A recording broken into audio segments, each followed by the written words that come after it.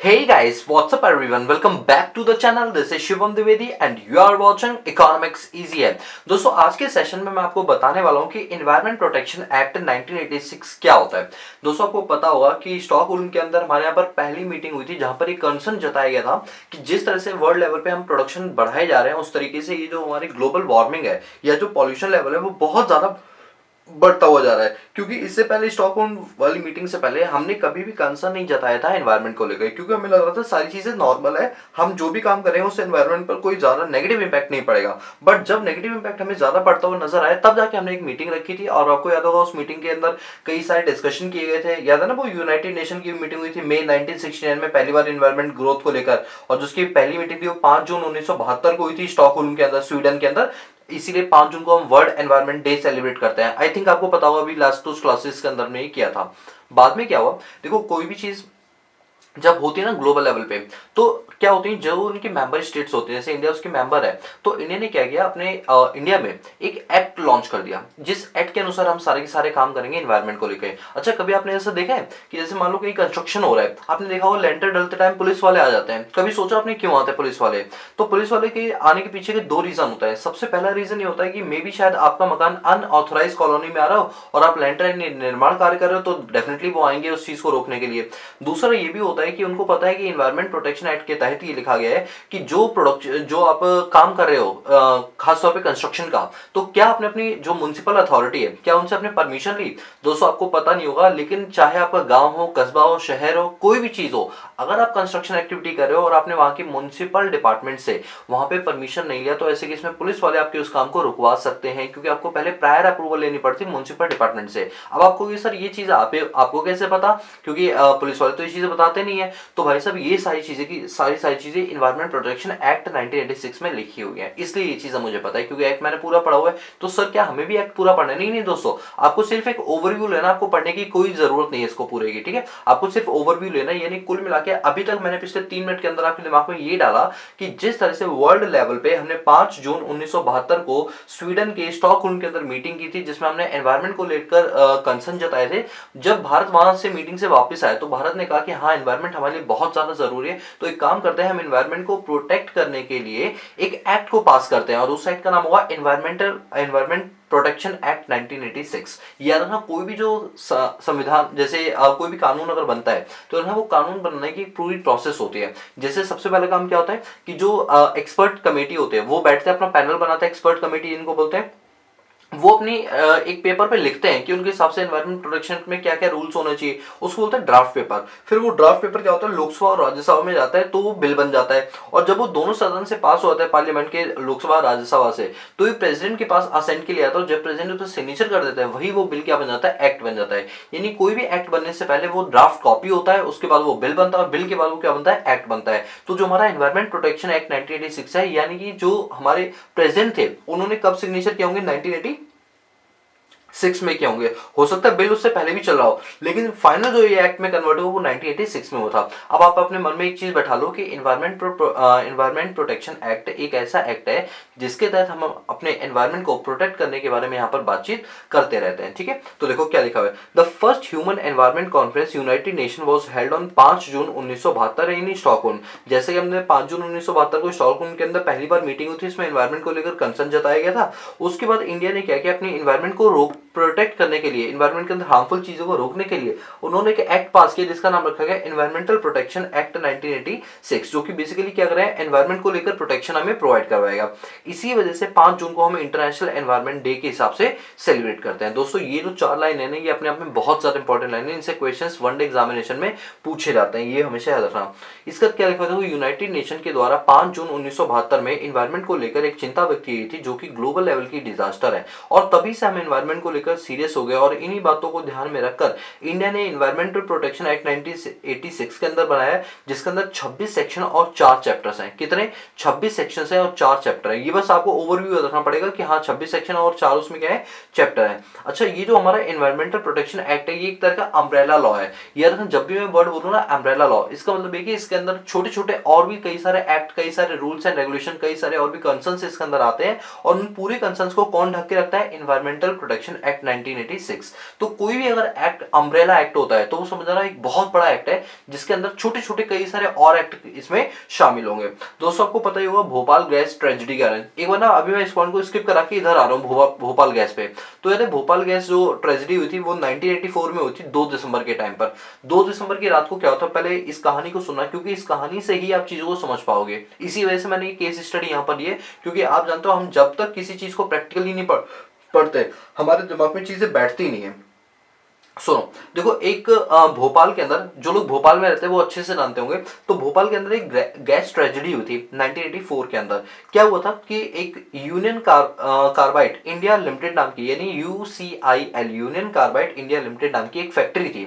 उस फैक्ट्री के अंदर क्या था कि गैसेस वगैरह बनाई जाती थी, ठीक है, ताकि वो जो बड़ी बड़ी फैक्ट्रीज है उनमें जो गैसेस का यूज किया जाता है वो गैस वहां से बाय करती थी। तो यहाँ पर गैसेस का प्रोडक्शन किया जाता था। इस कंपनी को बनाया था 1969 में, और ये अंग्रेजों ने बनाई थी। मैं आपको बता दूं ये अंग्रेजों की बनाई हुई कंपनी थी, ठीक है। और जो इसका मेन मालिक था ना, जैसे हमारे मुकेश अंबानी रिलायंस इंडस्ट्रीज लिमिटेड के क्या है मेन चीफ एग्जीक्यूटिव ऑफिसर है, वैसे ही इस कंपनी का जो मेन चीफ एग्जीक्यूटिव ऑफिसर था उसका नाम था वॉरेन एंडरसन, ठीक है, जो कि यूएस का बंदा था। अब क्या हुआ कि जो आपकी 1 दिसंबर की रात है, 1 दिसंबर की रात को क्या हुआ, गैस जो है लीक होनी शुरू हो गई। तो जो गैस लीक हो रही थी उनके 3 टैंक थे, tank number E610, E611 and E619। ये टैंक के 3 नंबर है, कई सारे टैंक थे बट मैं इन 3 टैंक्स की बात कर रहा हूँ। तो क्या हुआ, इसमें से गैस लीक होने लगी।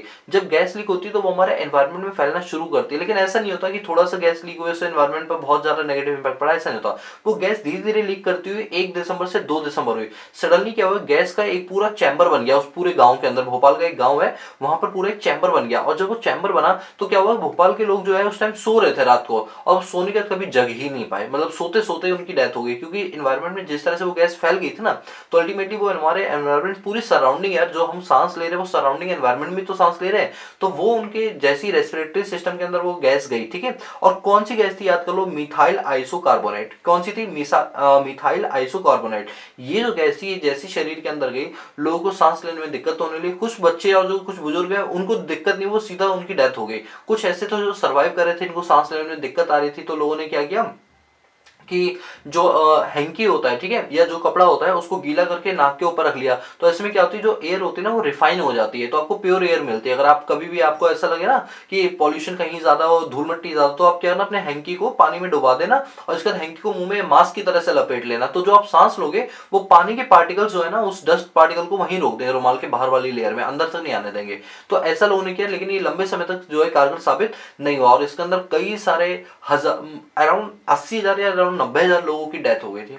और वहाँ शमशान जो पूरा वो है ना गांव है, पूरा शमशान घाट की तरह बन गया। वहां लोग जलाने के लिए लकड़ी नहीं बची, दफनाने के लिए जमीन नहीं बची। इतना ज्यादा ये ट्रेजेडी थी, अपने आप में बहुत बड़ी ट्रेजेडी थी, जिसको लेकर गवर्नमेंट ने जो है बहुत इनको कंपनसेशन वगैरह भी दिया था। लेकिन हमारी इतनी हिम्मत नहीं हुई कि यूएसए के वॉरेन एंडरसन को हम इंडिया वापस बुला लें। जब उसे पता चला वो इंडिया भाग के चला गया और वो वापस कभी नहीं आया। फिर सन 2014 में खबर आई कि वॉरेन एंडरसन की जो है नेचुरली तरीके से वहां पर डेथ हो गई। तो ये पूरा भोपाल गैस ट्रेजेडी है। अब मैं आपको बताऊं, देखो चीजों को समझने की कोशिश करना, जिसने इस केस स्टडी को नहीं पढ़ा वो चीजों को समझ ही नहीं पाएगा। मैं आपको डेफिनेटली बता रहा हूँ ये चीज। अब सर आप बताओ कि क्या नहीं समझ पाएगा, हमें भी बताओ जरा। देखो ये भोपाल गैस ट्रेजेडी कब हुई थी, 2 दिसंबर 1994 में।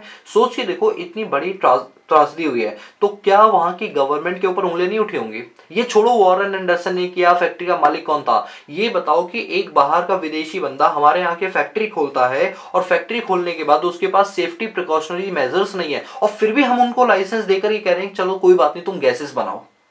मेरी बात को समझो, मैं बोलना क्या चाह रहा हूँ। मैं बोलना ही चाह रहा हूँ, अगर कोई बंदा मेरे घर में आ रहा है और गंदी चप्पलें पहनकर आ रहा है, तो क्या ये मेरी ड्यूटी नहीं बनती कि मैं उसको बोलूं कि भाई चप्पल या तो बाहर उतार के आ या साफ करके आ? ड्यूटी बनती है ना।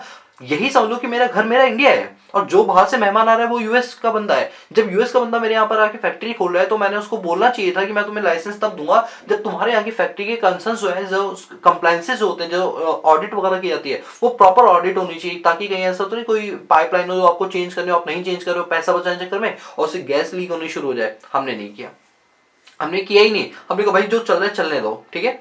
और क्या हुआ इसका परिणाम, कि भोपाल के अंदर इतनी बड़ी त्रासदी आ गई। जब गवर्नमेंट के ऊपर उंगलियां उठी तो गवर्नमेंट का भाई बात तो बिल्कुल सही है, हमें कोई ना कोई ऐसा एक्ट तो बनाना ही चाहिए जो कि हमारे एनवायरनमेंट से प्रोटेक्शन के लिए बनाया जाए। और तब जब ये 1984 में हुआ, तब 1984 में ही, अब दिसंबर तो लगभग खत्म होने पर आ गया था। तो 1985 के अंदर क्या हुआ, कमेटी बनाई गई एक्सपर्ट्स की, और उनको काम दिया गया कि इन्वायरमेंट को प्रोटेक्ट करने के लिए भाई साहब ऐसा तगड़ा लॉ बनाओ जिससे हमारा इन्वायरमेंट प्रोटेक्ट हो पाए, और तब जाके ये एक्ट हमारा 1986 में बन पाया था। अब आप मेरी बात को समझ चुके होंगे इस एग्जांपल के साथ। तो सर जो आपने एग्जांपल लिया वो रियल में है, तो भाई मैं मजाक थोड़ी कर, आप यूट्यूब पे वीडियो देख लो कैसे कैसे बच्चों की डेथ हुई है यहाँ पर। तो आप यहाँ से अंदाजा लगाओ कि ये इन्वायरमेंट प्रोटेक्शन एक्ट 1986 में क्यों लाना पड़ा, क्योंकि 1984 में एक बहुत बड़ी त्रासदी हुई थी। दोस्तों बुक में पता है कि मैं आपको एक चीज बता दूं, जब आप रमेश सिंह की वाली बुक उठाओगे ना, जिससे जो अभी हमारा बेस बना हुआ है, जिसको लेकर हम पूरी चीजें पढ़ा रहे हैं, तो इस बुक के अंदर सिर्फ आपको एक जगह मिलेगा इन्वायरमेंट प्रोटेक्शन एक्ट 1986, लेकिन ये नहीं मिलेगा कि इसको लाने के पीछे क्या रीजन थे। और मैं मेरे बच्चों को हर चीज पूरी डिटेल में बताना चाह रहा हूँ जिससे कि उनको चीजें समझ में आ जाए। तो प्लीज एक हम्बल रिक्वेस्ट है, कोई भी चीज पढ़ने से पहले उसकी जड़ पर जाया करो कि इसके बनाने के पीछे रीजन क्या था। गवर्नमेंट खाली नहीं बैठी कि कोई भी एक्ट बनाना शुरू कर देगी। अब आपको समझ आ गया हो कि 1986 में एक्ट क्यों बना था, क्योंकि 2 साल पहले 2 दिसंबर 1984 को यहाँ पर एक भोपाल गैस ट्रेजेडी हुई थी, जिसके अंदर कई सारे लाखों लोगों की जाने चली गई थी, और आज भी जो बच भी गए थे वो ऐसे लूले लंगड़े हो गए कि उनके जो बच्चे भी पैदा होते तो वो वैसे ही पैदा होते डिफेक्टेड। यानी इतना ज्यादा, आज मैं 2022 की बात कर रहा हूँ, आज भी बच्चे वहां पे जो है लूले लंगड़े ही पैदा हो रहे हैं, क्योंकि उनकी जीन्स में वो चीज आ चुकी है। कह सकते हो भोपाल का एक पूरा जो गांव है वो पूरी तरह से तबाह हो गया, और जो बच भी गए वो जीते जी मर रहे हैं एक तरह से। तब जाके ये एक्ट लाया गया, एनवायरमेंटल प्रोटेक्शन एक्ट 1986। दोस्तों आपको बता दूं, अभी एसएससी क्लर्क का एक एग्जाम हुआ था, उसके अंदर ये पूछा गया था कि भोपाल गैस ट्रेजेडी के अंदर कौन सी गैस थी जो कि लीक हो गई थी। तो आपको याद है क्या कौन सी गैस थी, वो मिथाइल आइसोकार्बोनेट। ठीक है, ये मैंने यहाँ पर लिखा हुआ है। ये वनडे एग्जामिनेशन के हिसाब से तो बहुत इंपॉर्टेंट है, जो वनडे देते हैं ना, और जो अपने यूपीएससी की तैयारी करें वो भी अपना करके रखे, और वनडे वाले तो बहुत ध्यान से सुने, क्योंकि इस टाइप के क्वेश्चन वहां बहुत ज्यादा पूछे जाते हैं। ठीक है, चलो अच्छा, ये जो एक्ट है 1986 में आया था, बट इसको लागू कब किया गया था, 19 नवंबर 1986 को ये क्या हो गया था, एक्ट पूरी तरह से इम्पोज यानी लागू होता है, जिसमें 26 सेक्शन और 4 चैप्टर हैं, और इसके 4 चैप्टरों में डिवाइड किया गया। चलो अब आपको समझ आएगा इन्वायरमेंट प्रोटेक्शन एक्ट 1986 क्या है। तो आई होप आपको क्लियर होगा कि इन्वायरमेंटल प्रोटेक्शन क्या है। एक बार मैं पूरी समरी बताता हूँ, क्योंकि मैं चाहता हूँ कि चीजें बिल्कुल स्टोर हो जाए, वीडियो खत्म होने से पहले आपको चीजें बिल्कुल दिमाग में फिट हो जाए। ठीक है, देखो बात ये थी कि ह्यूमन एनवायरनमेंट जो है वो इतना ज्यादा कंसर्न हो गया था, जिसको लेकर यूनाइटेड नेशन ने क्या की थी, एक मीटिंग बुलाई थी। कब बुलाई थी बताओ, 5 जून 1972 को। कहां बुलाई थी, स्वीडन की स्टॉकहोल्म में बुलाई थी। वहां से इंडिया बहुत ज्यादा इंस्पायर्ड हुआ। इंडिया ने कहा ये तो बहुत बहुत अच्छी बात है, अगर हम एनवायरनमेंट को लेकर कुछ कर सकते हैं। तो इंडिया ने भी कहा कि चलो ठीक है, हम भी अपने लेवल पे क्या बनाएंगे, एक एक्ट बनाएंगे, और उस एक्ट के थ्रू क्या करेंगे, हम अपने अपने लेवल पे, यानी इंडिया अपने लेवल पे क्या करेगी, जो पॉल्यूशन है उसको यहाँ पर कंट्रोल करेगी। और इसी के तहत क्या बनाया था, इन्वायरमेंटल प्रोटेक्शन एक्ट 1986 बनाया था। अब आपको देखो मैं बताता हूँ इन्वायरमेंट का मतलब क्या होता है। हम बार बार इन्वायरमेंट वर्ड पढ़ रहे हैं, तो इन्वायरमेंट में वाटर आता है, एयर आता है, लैंड आता है, और इंटर रिलेशनशिप आता है, जो कि water, air, land, human being, इन सबसे रिलेटेड होता है। अगर सिंपल भाषा में बोलो तो इन्वायरमेंट का एक सिंपल सा मतलब ये होता है कि हर वो चीज जो हमारे सराउंडिंग में अवेलेबल है, हर वो चीज हमारे लिए क्या है, एनवायरमेंट है।